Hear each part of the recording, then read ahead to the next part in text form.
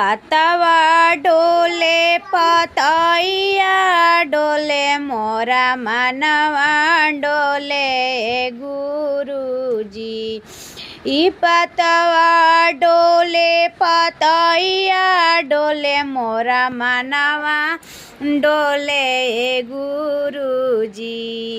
टोलवा परोसन पागल कहेला तनी ज्ञाना दे दिए गुरुजी।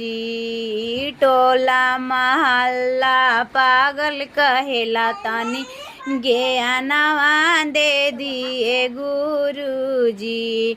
ज्ञानवा दे दिए गुरुजी। ज्ञानवा दे दिए गुरुजी।